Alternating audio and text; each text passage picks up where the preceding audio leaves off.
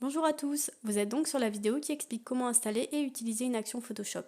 La première chose à faire est d'aller télécharger votre série d'actions via le lien disponible dans votre boîte mail. Ensuite, vous obtiendrez un fichier zip qui sera adézipé pour obtenir ces dossiers.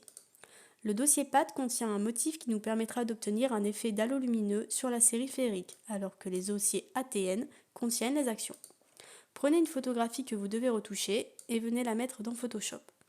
Ensuite, revenez sur votre bureau et double-cliquez sur le PAT. Ça aura pour effet de vous mettre directement votre motif dans Photoshop sans que vous n'ayez rien d'autre à faire. Si ce n'est déjà fait, je vous invite à venir dans l'onglet Fenêtre et à cliquer sur Actions, qui aura pour effet de vous ouvrir les raccourcis des actions. Cliquez ensuite en haut à droite et faites Charger des actions. Retrouvez votre ATN et cliquez sur Ouvrir. Ça y est, les actions sont dans votre Photoshop. Pour en utiliser une, cliquez dessus et faites Lecture. Ça prend quelques secondes à se charger puisqu'il y a plusieurs calques et ensuite on a la boîte de dialogue qui est là pour vous aider à réaliser les plus belles créations. Concernant le halo de lumière, en fonction de la taille de votre photographie, il se peut qu'il doive subir un ajustement. Pour ce faire, on double-clique dessus. Si le halo paraît trop petit, il suffit d'augmenter, alors que s'il paraît trop grand, il suffit de diminuer. Ensuite, on clique sur OK. On constate aussi que l'opacité ici est à 63%. Il est tout à fait possible de le mettre à 100. C'est vraiment à l'appréciation du photographe en fonction de ses travaux.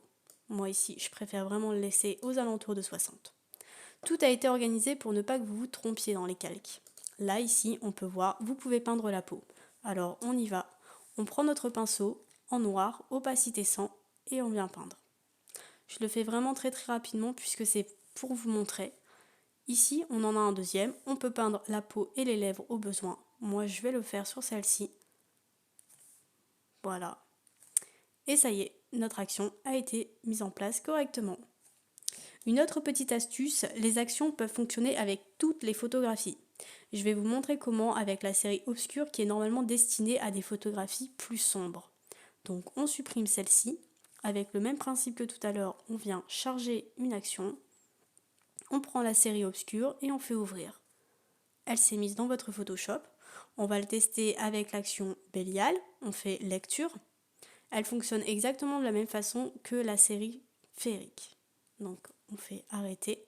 Moi ce que je veux vraiment vous montrer ici, c'est que en prenant tout le dossier, on peut jouer sur l'opacité.